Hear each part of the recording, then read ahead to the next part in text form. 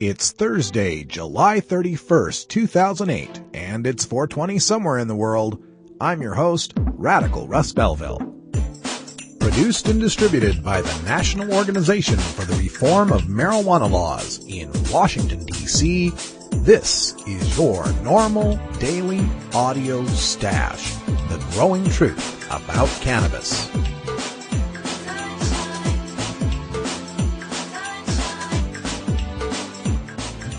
Welcome to the most popular podcast regarding marijuana in all of America and all the world, featuring interviews with scientists, politicians, doctors, prohibition policy activists, regular cannabis consumers, musicians, and NORML staff and NORML's board of directors, along with music and comedy no other podcast can offer. You can always find out more about our show at our website, stash.norml.org, and continue the education and conversation on our blog as well. We're ending marijuana prohibition with education, one listener at a time.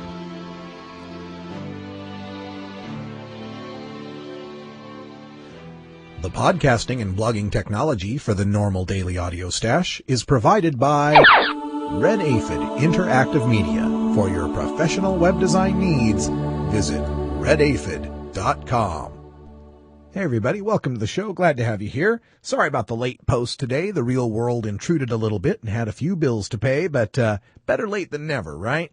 Today on the Daily Audio Stash, we have our 420 comedy segment with Terry Joyce from Hollyweed Live, and you may remember her also from Last Comic Standing Season 1. She's brought her friend Tanya Moon with her, another stand-up comedian, and we've got a funny little conversation for you coming up right after the hemp headlines. Also, part 2 of my 3-part interview with Wendy Chapkus, Richard Webb, and Valerie Corral regarding the book Dying to Get High. In part 2, Valerie Corral goes into a little bit of detail about the creation of WHAM, the Women's Alliance for Medical Marijuana, which you can learn more about at wham.org, WAMM.org. We've also got some cool jazz for your musical break here, a little bit of Toker Tunes for you on this Thursday. And on a personal note here, today is my cousin Kenny's birthday, so happy birthday to you, cousin Kenny. All right, sit back and grab yourself a blunt and enjoy your NORML Daily Audio Stash.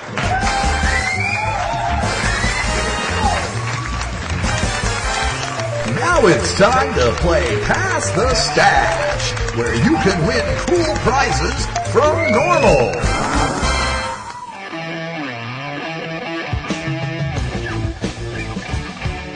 Hey Stashers, time for a brand new Pass the Stash contest. This one's going to run all the way through the end of July, so you've got till July 31st to get your entries in to stash@norml.org. Here's the contest, and it's inspired by a conversation with a friend of mine, Scott, from Herb Age Designs. Check them out at herbagedesigns.com. And we were talking about what's the smallest amount you've ever heard of anyone being busted for marijuana, the smallest amount in possession. And Scott had quite a surprising answer. I'm not going to give it away yet because I want you guys to enter. So the person who can prove to me that they were busted with the smallest amount of marijuana in grams or less than a gram, just send me an email at stash@norml.org and you could win a copy of the DVD, aka Tommy Chong, the Josh Gilbert documentary that chronicles Tommy Chong's 9 months in prison that he served for selling bongs on the internet. If yours is the entry with the smallest amount and you can prove it by July 31st, you'll win the DVD. We'll just mail it right out to you. You can remain anonymous and you must be 18 or over to play. And thanks for playing Pass the Stash.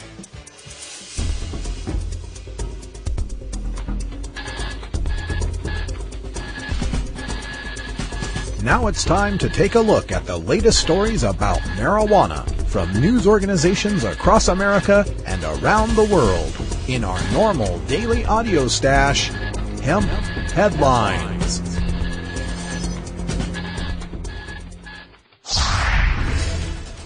Marijuana bill sparks debate among eye reporters.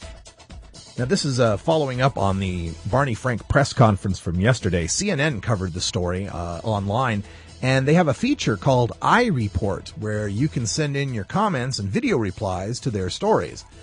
The Barney Frank press conference is the subject, and I'm thrilled to note that almost all of the comments were positive for our side. Or as CNN puts it, quote, the overwhelming majority of iReporters who responded favor legalization. As of 8:15 p.m. Pacific time, they had 221 iReports submitted, and CNN has a select sample of 15 of them, and I've posted clips from them up on the website at stash.normal.org. Out of the 15, 13 of them were positive, so they must have really had to dig to come up with the two negatives. Let me give you one of them here. This one's my favorite. A user named Denby writes, I'm a 58-year-old Vietnam veteran. American troops in Vietnam were generally split into two groups, the boozers and the tokers. In 2 years of Vietnam, I never once saw anyone who was high on pot turn to violence. Never once saw anyone high slurring their speech or being aggressive or vomiting all over themselves and others.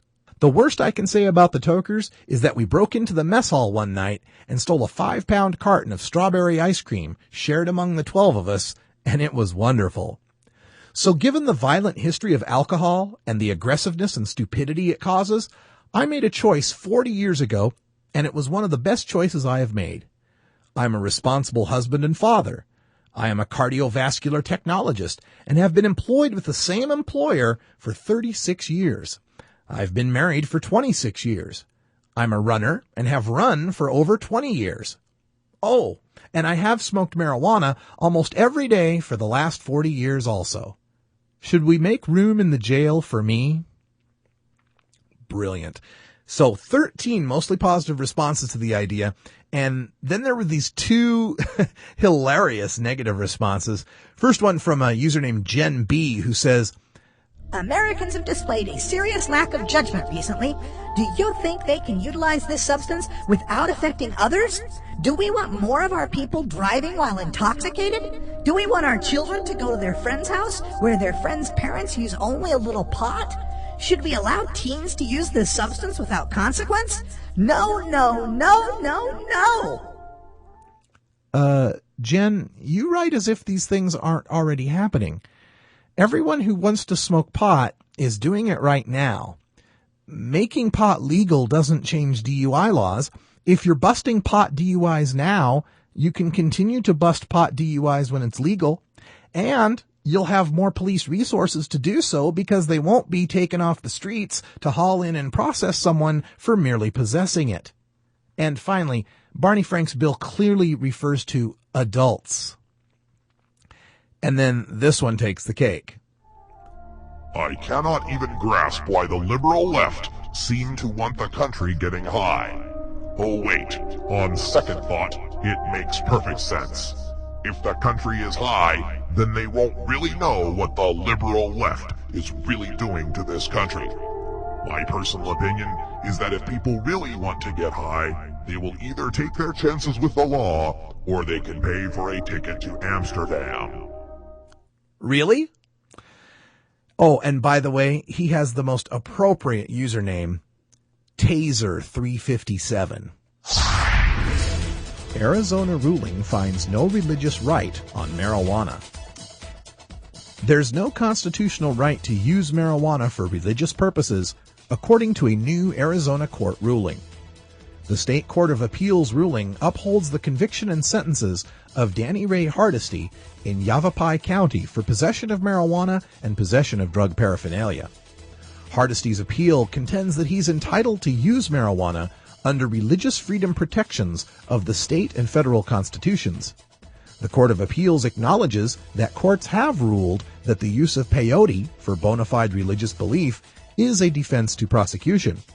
But the court's ruling says marijuana use is more pervasive and that the uniform ban on possession and use is a legitimate restriction imposed by government. Wow. So if too many people use a particular sacrament, it can't be holy anymore and protected under religious freedom? Whoops, Tough for you, Rastafari. Your God told you to use the wrong sacred plant. If enough people began using peyote, then that would be reason enough to enact a uniform ban and rescind the rights of Native American worshippers to use it? This insane hair-splitting over sincere or bona fide religious uses of ganja missed the whole point. The meaning of freedom of religion in our Constitution is really a measure of freedom of thought, the sovereignty over your own free will, your soul, your spirit, whatever you call it.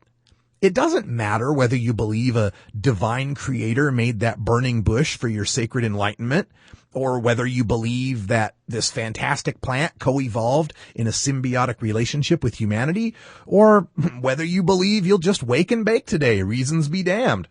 The point of freedom of religion is that it is your right to believe what you wish. No one is master of your mind but you. How you alter your consciousness, whether you call it communing with God, alleviating stress, or getting high, dude, it's your business, so long as you don't interfere with the rights of others.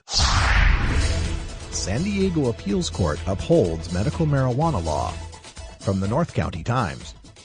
A San Diego appeals court handed medical marijuana users a victory Thursday, upholding a voter-approved law legalizing such uses and rejecting arguments that the law flies in the face of federal pot prohibitions.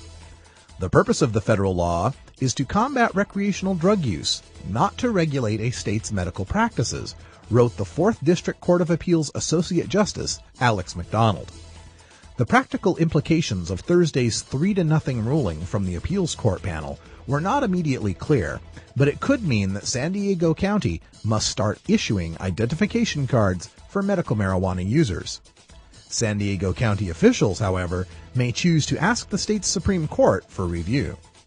Thus far, the county has declined to implement a 2003 directive from state legislators calling for counties to create medical marijuana identification cards. The ruling found that the counties did not have standing to broadly attack the state's law and were only allowed to contest provisions that directed them to create the identification cards. And the court found the counties would not be running into conflict with federal laws by issuing the state-mandated cards.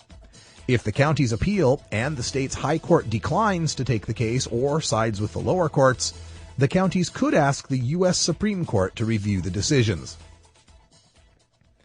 It is kind of ironic. Here we have a county saying it won't obey a state law, and that law is the state saying it won't obey a federal law. Now we just need the city of San Diego to sue the county, and then the Mission Hills Neighborhood Association can sue the city, and then Bob from Mission Hills can sue the neighborhood association, and then Bob's dog can sue Bob. Or we could just make the whole thing irrelevant by rescheduling marijuana or legalizing it entirely at the federal level.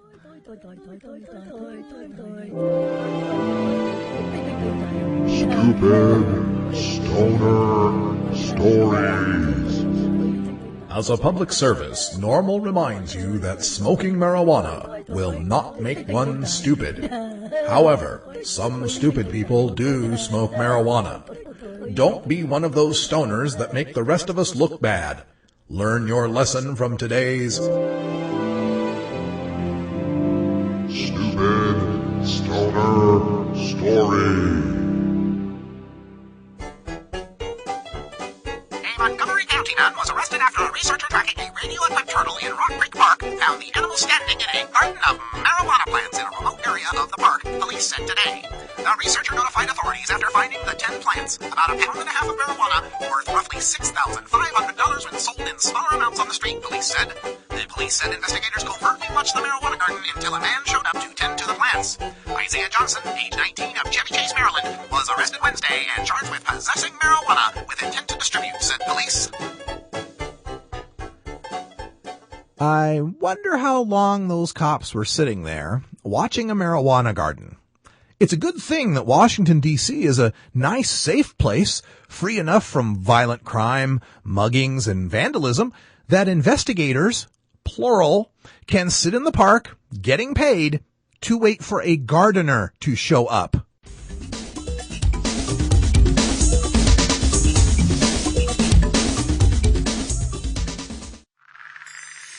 Hello, I'm Paul Stanford from the Hemp and Cannabis Foundation, or THCF. Medical marijuana is legal in 12 states today, and THCF has medical clinics in 6 of those states. Our physicians help qualified patients obtain an authorization for medical marijuana in their state. Patients are eligible for medical marijuana with a history of either severe chronic pain and or nausea, cancer, AIDS or HIV, hepatitis, glaucoma, seizure disorders like epilepsy, chronic muscle spasms as in multiple sclerosis or asthma, neurodegenerative diseases such as Alzheimer's, and gastrointestinal disorders like IBS or Crohn's disease. If you or someone you know has one of these conditions, our doctors will help them obtain a permit for medical marijuana. THCF Medical Clinics has offices in Washington State, Oregon, Colorado, Nevada, Hawaii, and California. Call 1-800-723-0188 or go to the web at www.hemp.org or 1-800-723-0188.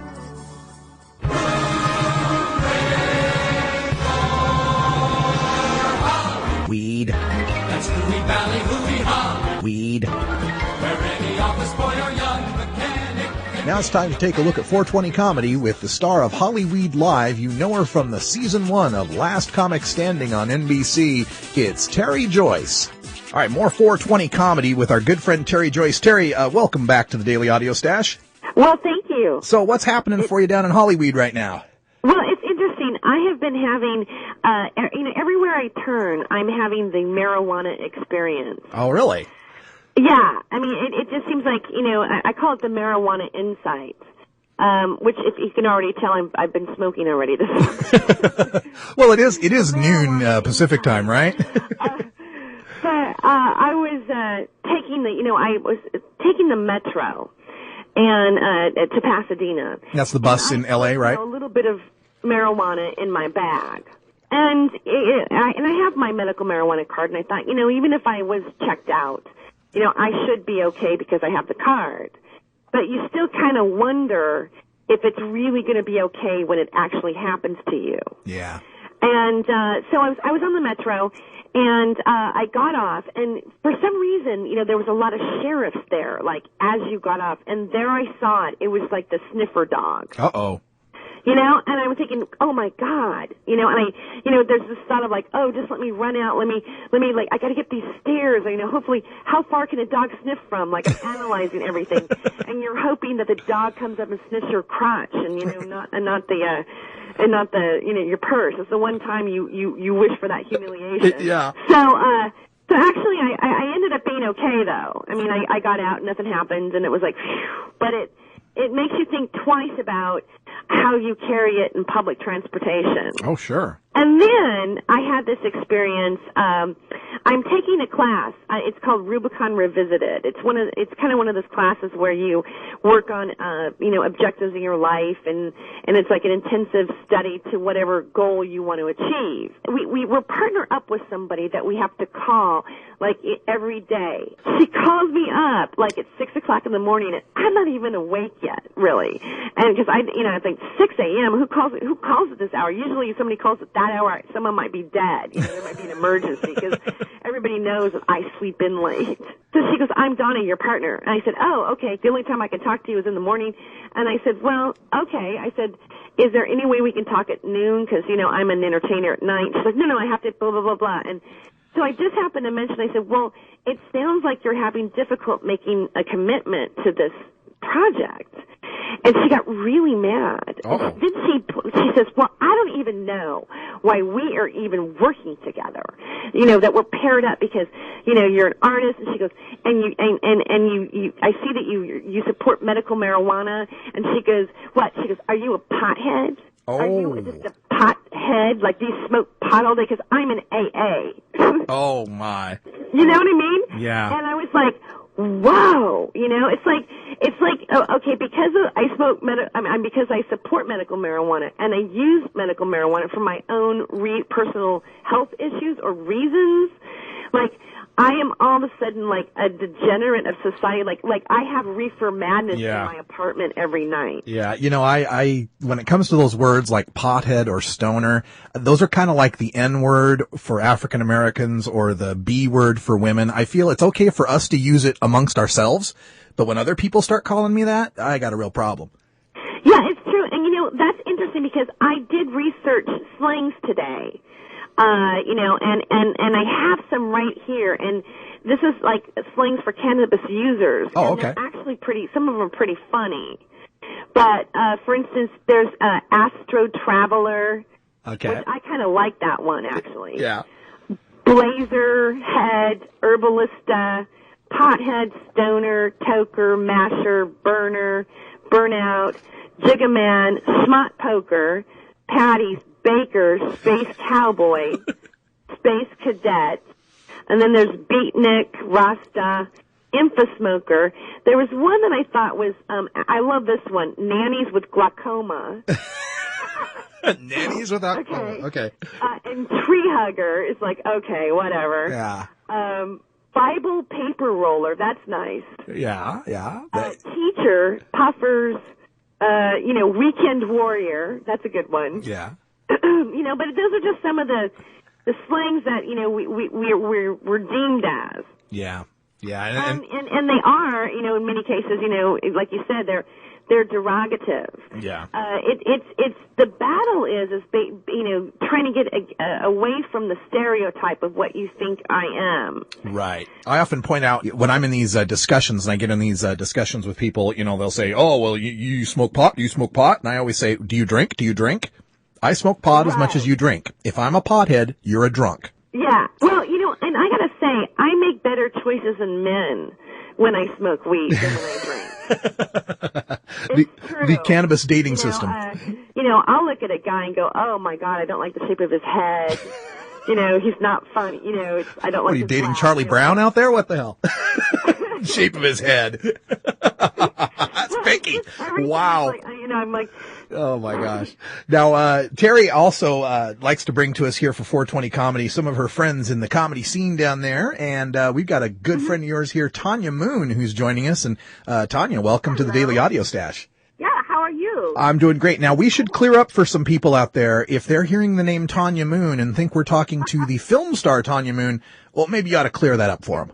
Yeah, not the. I'm Tanya Moon too on the internet because the other Tanya Moon is a porno star, and we haven't figured out who she is. But it is kind of embarrassing. You look down there, they shows you all the reviews of my shows, and all of a sudden it goes Tanya Moon at the Baby Bloomers, Tanya Moon here, and then Tanya Moon does anal and Tanya Moon with college boys. And I'm like, what?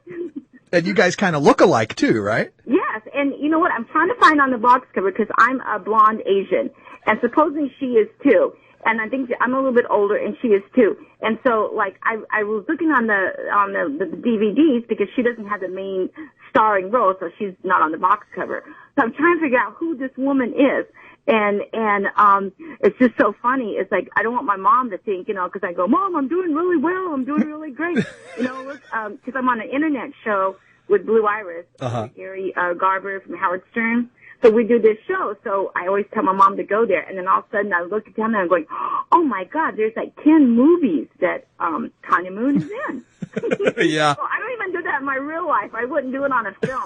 You know what I mean? Tanya, I'll see what I can do to help you. I mean, normally I wouldn't watch those terrible, disgusting, pornographic movies, but just for you. Right. Just for you, I'll try to find her for you. Yeah, call me and tell me what she looks like and if she's good. If Okay. she's good and pretty, then I'm her.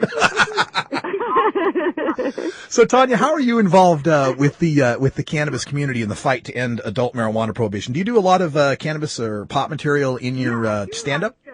Yeah, but I'm more of a pill popper kind of person. I'm more of a Vicodin kind of gal. No, really, I do smoke pot, but it makes me really, really sleepy. Yeah. So I can't do it socially because I've done a couple marijuana shows, and how they share so much marijuana, and I slept through the entire party.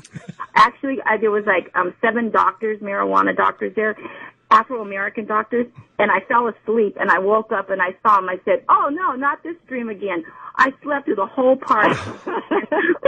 The thing of it is that even though like Tanya doesn't smoke marijuana on a regular basis, she is supportive of the idea. She's supportive of the cause. Good. Passed away, and he had cancer, and the doctor came and told me. He said, this is when I was living in Orange County, if there was a way that I could find pot for him, because he didn't want to take pills. For some reason, that's what pills are made for. When you suffer, it's not to get high, right? Yeah. And they said if you can go out and find pot. And so I was trying to, this was like 10 years ago, and I was Orange County. So now I'm going around trying to find pot so, I had to come into Hollywood and ask some of my friends if they could roll me a joint to give to him. And, for his suffering, because he had colon cancer. So he didn't want to eat. And if you can't eat when you have cancer. So I'm a big supporter of it. Now, where are you performing right now, Tanya? Every weekend, I'm at either Friday or Saturday. I'm at the Ice House in Pasadena. Oh, okay. And it's a Comedy Star. It's an annex room there. So you can come and see me there. And if you say you saw me on this show, I can get you in for half price. And then also I'm going to be doing the benefit for Perry. Well, actually, the benefits really isn't for me, although I wish it was. I mean, not for her. What it is that we're doing, Tanya Moon and Blue Iris and I have been invited to perform for the Pasadena Greater AIDS Fund. So that's what that's all about. Oh, good. So, and our benefit is August 7th. August 7th. Okay. The three of us together. You just have to picture the visual of the three of us together. There's not a lot of us floating around. We figure each one of us is we're extreme individuals. Right on. And earlier when I was talking to Tanya was talking about a movie that's coming out, Dirty Jokes. Yes. Tell us about that. All three of us. Yeah. Actually, we were all in the movie too. Tanya and I both worked on that film, behind the scenes as well as on the scenes, and let's say we have a little nudity in it. Uh-oh. Yeah. Someone squishes my boobies, and I said, you know what? I've been asked, and it's not the porn, Tanya. It's this is as far as I go. Someone touches my boobies. Yes. So we kind of show it. We're the kind of girls that'll do anything to get the laugh. Oh, good. It's a laugh. It's like when they squish my boobies, it's for a laugh. It's not for sexuality. Okay. Right. Beep, beep. No, it's going to be a fun movie. What it is, it's 83 dirty jokes that come to life. So okay. Act the jokes out. So it's got a lot of different comedians in it then? Yes, a lot of comedians in it. I think it has the potential to be one of those kind of movies where you go back and you go, oh my God, that's so-and-so. Oh my God, that's so-and-so. Yeah. Now, do you have any idea when this movie's coming out? Well, we're going to the premiere on August 4th. Oh, okay. So we're that's going to be at Warner Brothers Studios lot. Was that this Saturday?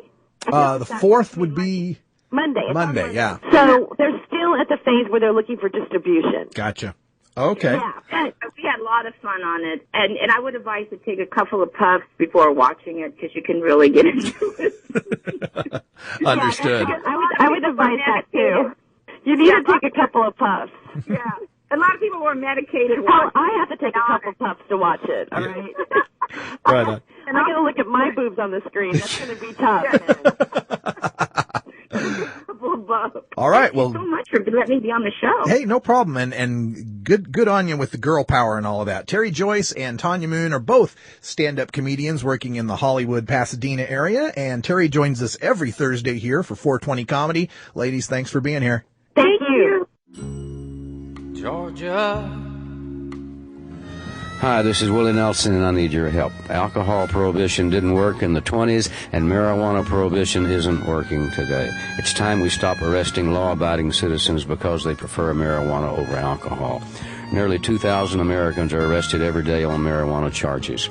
We're unfairly destroying the lives and careers of hundreds of thousands of people each year simply because they smoke marijuana. These are not criminals. They're average citizens like you, good neighbors who work hard, raise families, pay taxes, and contribute to their communities. We need your help to end marijuana prohibition once and for all. It's the fair thing to do. For more information, contact NORML, the National Organization for the Reform of Marijuana Laws. Call toll-free 888-67-NORML or visit their website at norml.org.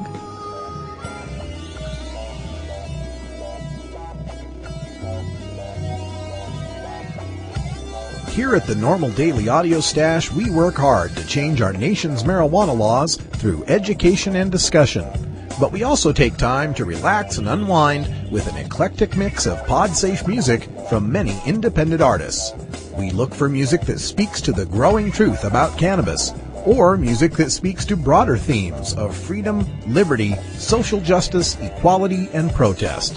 To find out more about the artists and download the music you hear on this podcast, just log on to stash.normal.org. And if you'd like to get your music heard by the online cannabis community, just send us an email at stash@normal.org. Ooh, time for some sweet guitar jazz, Stashers. Mark Carter is preaching to the choir today with his groovy Green is Beautiful. This blend of jazz and R&B is classic. Originally from El Dorado, Kansas, Carter lived in Tulsa, Oklahoma, where his grandfather was a well-known musician, then settled in Southern California, where he's been ever since. Carter has been playing guitar since age 9. All that playing shows in Mark's amazing chops. This is smooth jazz and jazz guitar at its best. Today's song, Green is Beautiful, comes from his album, It's About Time. Well, we know that green is beautiful, and it is about time we all stood up and demanded the end to the harassment of those who enjoy it.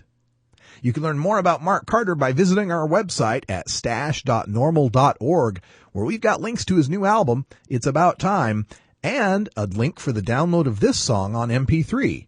It's Mark Carter with Green is Beautiful.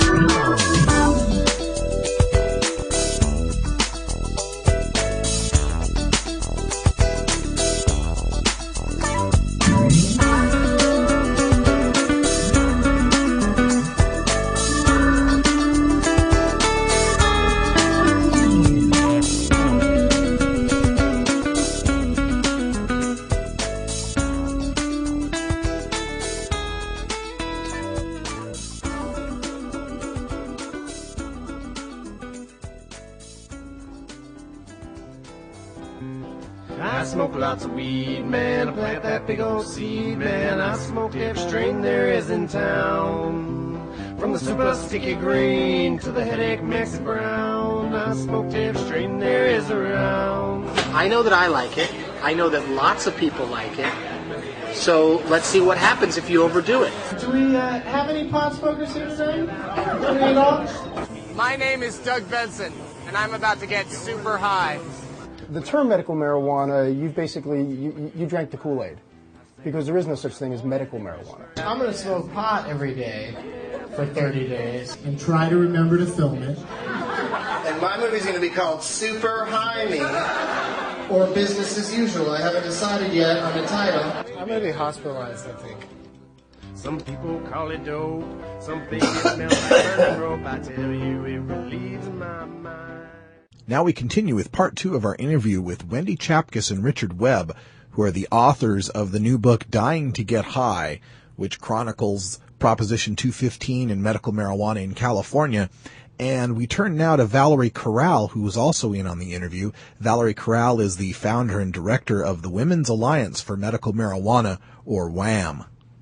Yes, and the WAM story is an incredible story that is detailed in this book. And let's bring in Valerie into the conversation. Valerie Corral is with the Women's Alliance for Medical Marijuana, and that can be found on the web at wam.org. That's WAMM.org. And Valerie, how did the Women's Alliance for Medical Marijuana get started? I mean, Wendy gave us a little bit of a thumbnail sketch, but I'm sure you can fill that in a bit more. Yes. Well, it really started out of the trunk of my car.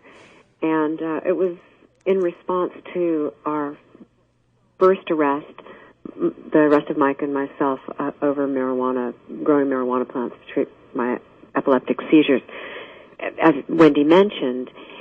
And what happened when we won the case, the first case, it was the early part of 93, we were contacted, made the front page, of course, and of our local paper, and we were contacted by a handful of people who had cancer. One had a metastatic lymphoma. The other had pancreatic cancer with a very short prognosis. And, of course, they said, how can we get involved? Can you help? And Mike and I said, well, of course, we've got more than we need. You take some of mine. And it really just started that simply. I would put pot in the back of my car and go to the cancer groups, and at first was met with some suspicion, not by patients, but by the healthcare profession, mostly health services agencies.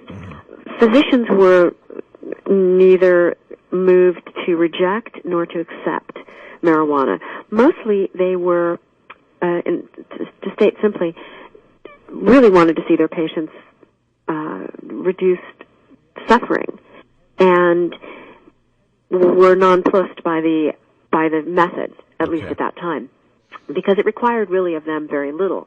However, from the beginning of my work, our work publicly, I insisted that we have some kind of exchange between the doctor and myself, personal exchange about the patient.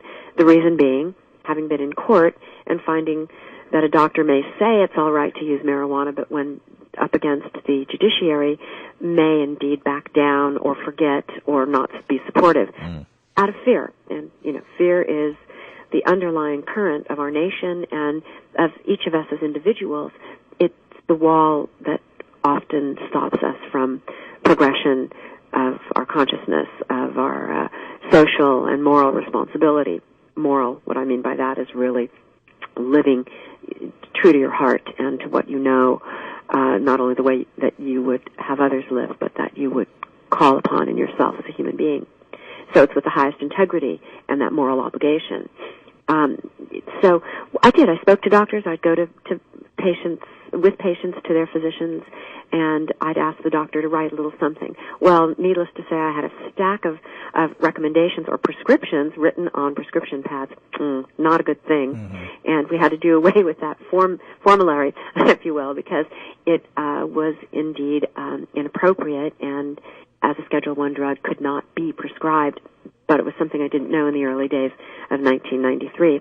Mike and I, in the spring, started WHAM by going onto the steps of the county courthouse and saying, we're going to start an organization that involves, and the only requirement is that a patient speak with their physician and in some way allow us to know that conversation and sign a little paper that says we'll be part of this collective and we'll work toward the benefit not only of ourselves but of others.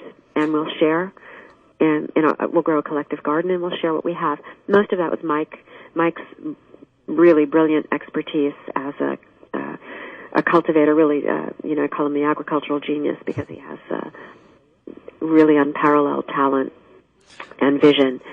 And much like he's the Luther Burbank, I would say, of the marijuana world. And but we don't put the marijuana into competitions. We don't market it in that way. And I'll get to that reasoning in a moment. But it really grew from patient to patient, person to person, and was fortified by spending moment after moment, hour after hour, weeks and months by the bedsides of people who are dying. Now, truthfully, yes, the government can be a terrifying, omnipotent,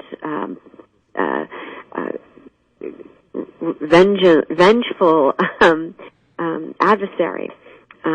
However, in the face of death, even this government pales.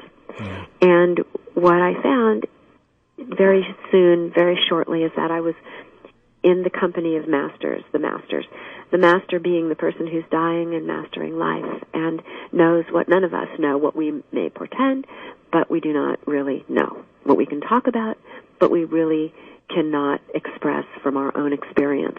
However, sitting by the bedside gave me, as Wendy said, and Rick, both a great deal of courage to face what was so obvious. I mean, it worked in treating my own illness, in eventually eliminating seizures that no pharmaceutical could eliminate in my case. And that was enough for me to stand by this knowledge. Plus, I didn't want to start having seizures again. But more importantly, and this is the birth of a social organization such as WHAM, is that it wasn't only the personal gain, but even a greater gain personally made by joining other human beings. Yeah, that's beautiful. And suffering. And so that people are clear on this, when we're talking about WHAM, we're talking about no buying or selling here. This is all, freely given to the patients in need. This is different than a dispensary situation.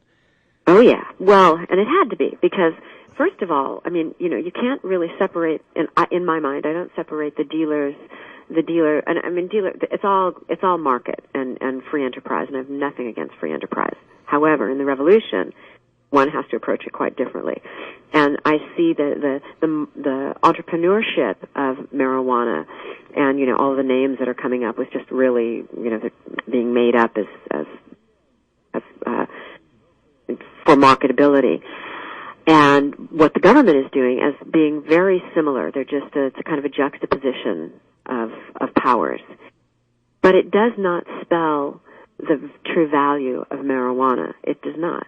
The value is in the relief of suffering. And we as a revolutionary group of people, of activists, of grassroots activists, have had and still do have the opportunity to display the value of marijuana by not creating this huge entrepreneurship.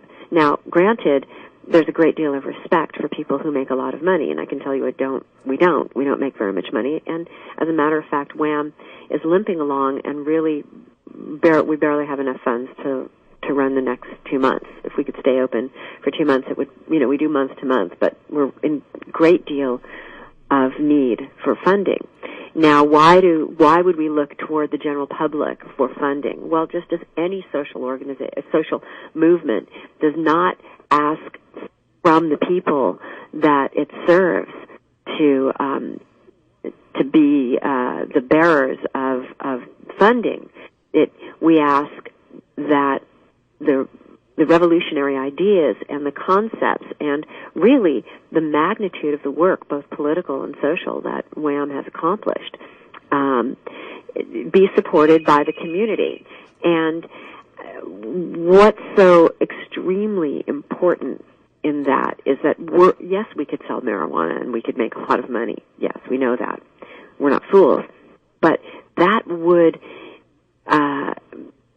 it would be the undermining of the basis and the integrity upon which WHAM has been founded by Mike and myself and built by the lives and being in jail, by all of that, the struggles that we've faced. For us to hold the sense of peace and righteousness in that the peacefulness of what we're doing, the intention of our work, it's paramount to really anything else. And even if WHAM closes, which, today it does look like that will happen if we don't get funding, it still has not conceded to the pressure of money. I mean, the DEA could not stop us. The Drug Enforcement Administration could not stop us when they busted Mike and me and took us to jail in 2002. We've not missed a meeting. We've, but it would be a shame to have money be the unraveling, the undoing of WHAM. However, in this society where money's put ahead of education, money's put ahead of human suffering, medicine, social welfare, it would not be a surprise. Well, let's see if we can get you some... I beg your pardon? I was going to say, let's see if we can get you some help on that. How can people financially donate to WHAM? Oh, well, you can go to wham.org. We actually offer gifts, T-shirts and mugs and books and great reading material, Pot Stories by Paul Krasner. He's given us a bunch of books that we can offer to folks. We bumper stickers, it's not a lot. We don't sell marijuana. We know we could get a lot of money for it, but wouldn't that be just the dark day for us to have to finally give in? Be sure to join us tomorrow for part 3 of our interview with Wendy Chapkus, Richard Webb, and Valerie Corral about the new book, Dying to Get High. Thank you for downloading the NORML Daily Audio Stash, the growing truth about cannabis. We are produced by the National Organization for the Reform of Marijuana Laws in Washington, D.C. Our executive producer is Alan St. Pierre. Our deputy director is Paul Armentano. Our webmaster is Brian Judy. And web production is provided by Red Aphid Interactive Media. As always, you can catch up on the latest information about marijuana at www.norml.org. And you can interact and download from our Audio Stash blog at stash.norml.org.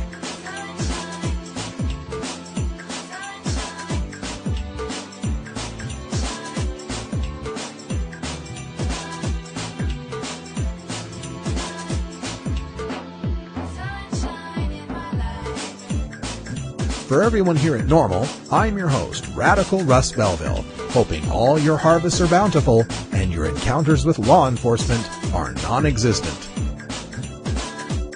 We leave you today with another one of our cannabis quotes, this one from the gonzo man himself, Hunter S. Thompson, who once said, quote, "I wouldn't recommend sex, drugs, or insanity for everyone, but they've always worked for me." End quote. We sure miss Hunter S. Thompson here at NORML.